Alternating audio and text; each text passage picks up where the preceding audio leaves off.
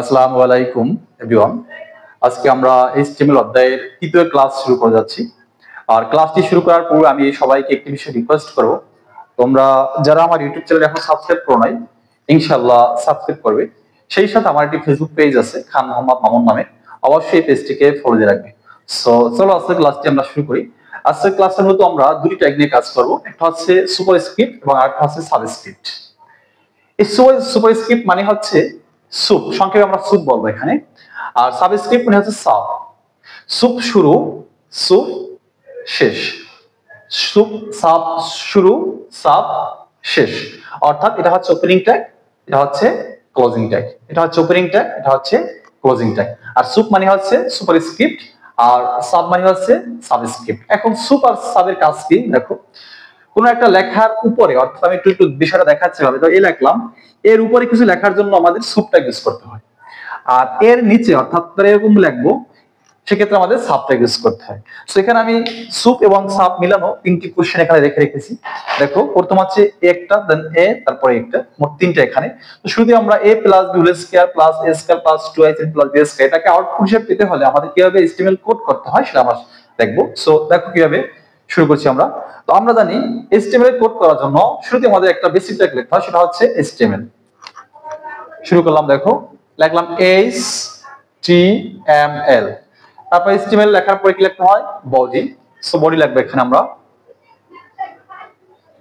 Body লিখবো। এখন দেখো এখানে যে লেখাটা আছে কি আকারে, প্যারাগ্রাফ আকারে আছে অথবা অনুচ্ছেদ আকারে আছে। সো আমরা এখানে অবশ্যই পি ট্যাগ দেব, যেহেতু প্যারাগ্রাফ আকারে আছে পি ট্যাগ দেব।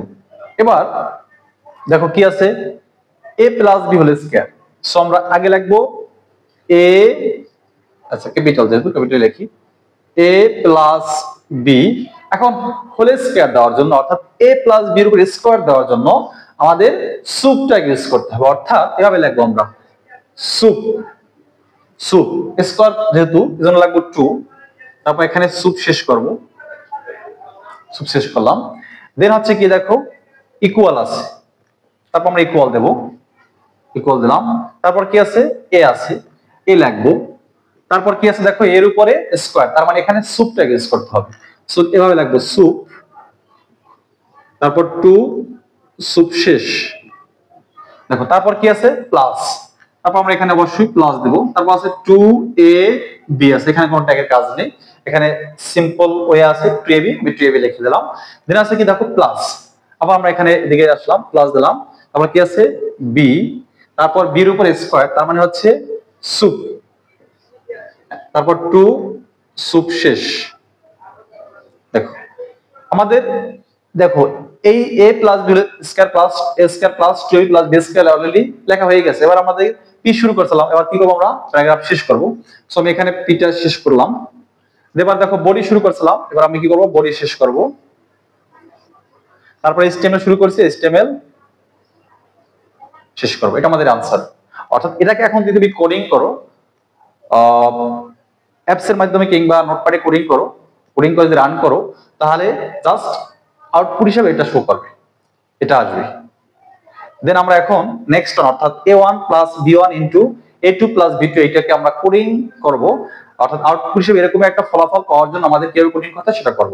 2 নাম্বারটা, আচ্ছা আমি এখানে এটাকে 1 নাম্বার দিচ্ছি, এটাকে আমি 2 নাম্বার দিচ্ছি। তাহলে শুরু করব আমরা HTML দিয়ে, HTML, তারপর হচ্ছে বডি, তারপর হচ্ছে দেখো এটা আছে কি আকারে, প্যারাগ্রাফ আকারে আছে, অনুচ্ছেদ আকারে আছে, এজন্য আমরা এখানে পি ট্যাগ ইউজ করব, পি ট্যাগ। তারপর কি আছে a1, দেখো এখানে একটু কথা আছে, সেটা হচ্ছে কি ব্র্যাকেট দিলাম, দিছি, এ আছে এখানে, আগে আমরা এ লিখবো।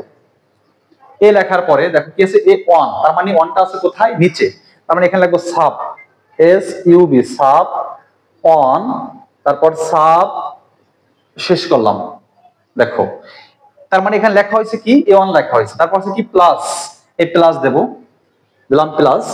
তারপর আবার বি লিখবো, বি লিখলাম। এবার যেহেতু বি এর নিচে 1 আছে, সো আমরা কি লিখবো, সাব লিখবো, সুপ না কিন্তু সাব, সাব 1 সাব শেষ। এবার আমরা এটাকে একটা ব্র্যাকেট দিয়ে আটকে দিতে পারি। এবার দেখো আবার ব্র্যাকেট, ব্র্যাকেট দিলাম, আবার আছে কি এ, এ লিখলাম। এর নিচে আছে কি 2, তার মানে সাবটা ইউজ করব, SUB সাব, 2 সাব শেষ। এবার কি আছে প্লাস, প্লাস দিলাম। এবার আছে বি, দেখো বি লিখবো, বি এর নিচে আছে কি 2, 2 আছে যেহেতু, সো আমরা এখানে সাব ইউজ করব, SUB সাব, তারপর 2, তারপর হচ্ছে সাব শেষ। দেন আমাদের একটা ফার্স্ট ব্র্যাকেট দিয়ে আটকে দিলাম। এবার দেখো আমরা পি শুরু করছিলাম, তো আমাদের কি করতে হবে, পি শেষ করতে হবে। পি ইচ্ছা করলে এখানে শেষ করতে, আমি এখানে শেষ করি, পি শেষ করলাম। তারপর আছে বডি শুরু করছি,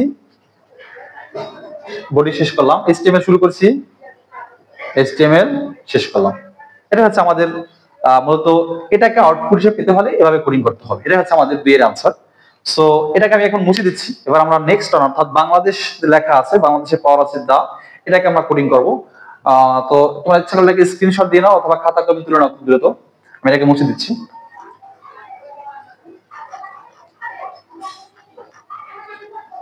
দেখো আমরা এখন জাস্ট এটাকে আউটপুট হিসেবে পেতে হলে আমাদের কিভাবে কোডিং করতে হবে সেটা করব।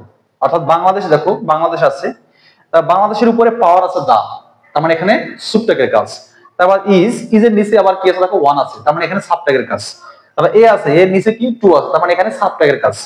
স্মল এর উপরে আবার কি আছে 3 আছে, তার মানে এখানে সুবট্যাগের কাজ। কান্ট্রির উপরে আবার আছে ওয়ার্ল্ড, তার মানে এখানে সুবট্যাগের কাজ। সো এটাকে আউটপুট হিসেবে পাওয়ার জন্য আমরা কিভাবে কোডিং করব সেটা এখানে দেখাচ্ছি। শুরুতে আমরা HTML লিখবো, HTML, তারপর বডি, তারপর পি ট্যাগ দিয়ে শুরু করলাম। দেখো প্রথমে কি আছে, বাংলাদেশ আছে, সো আমরা নরমালি এখানে বাংলাদেশ লিখবো,